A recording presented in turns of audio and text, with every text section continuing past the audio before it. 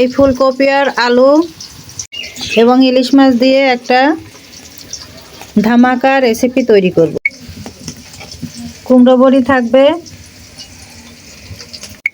ইলিশ মাছ এদিকে আমি মাখিয়ে রাখবো। তো এর জন্য শুকনো মরিচের গুঁড়ি দিয়ে দিলাম, সজের গুঁড়ি দিয়ে দিলাম, হলুদের গুঁড়ি দিয়ে দিলাম এবং লবণ দিয়ে দিলাম। দিয়ে এগুলো মাখিয়ে নিব। মাখিয়ে 10 মিনিটের মতো রেস্টে রেখে দিব। মাছগুলো দেখো ম্যারিনেট করে রেখেছি 10 থেকে 15 মিনিটের জন্য। কড়াইয়ের মধ্যে তেল গরম করে বড় একটা রসুন, কাঁচা পেঁয়াজ, কাঁচামরিচ দেখো ভেজে নিচ্ছি। আর আগে তো দেখেছো জিরা ভেজে নিয়েছি। তো এই সমস্ত উপকরণ ভাজনা হয়ে গেছে, এটা উঠিয়ে নিয়ে তরকারি রেসিপি। এইদিকে দেখো বড়িগুলো ভাজা হয়ে গেছে, উঠিয়ে তরকারিটা রান্না করে নিব। কাঁচা পেঁয়াজ মরিচ যখন ভাজা হয়ে গেছে, এর মধ্যে আমি ফুলকপি আলুগুলো দিয়ে দেবো। লবণ যার যার স্বাদ অনুযায়ী। সজের গুঁড়ি 1.5 টেবিল চামচ,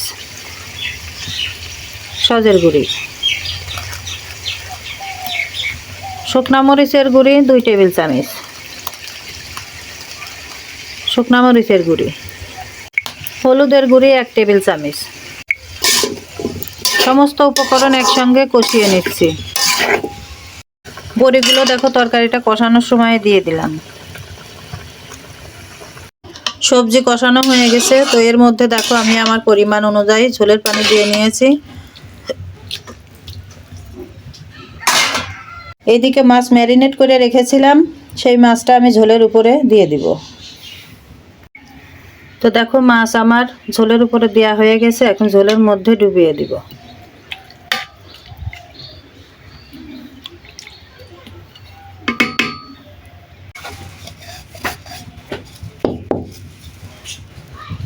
এদিকে দেখো জিরা ভাজা গুঁড়ো করে ঝোলের উপরে দিয়ে দিচ্ছি।